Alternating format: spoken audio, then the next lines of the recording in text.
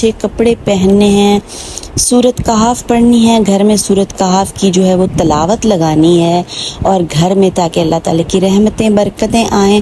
ख़ुद पढ़ सकते हैं तो वो तो बेहतरीन है, वरना तलावत लगा कर भी सुन सकते हैं।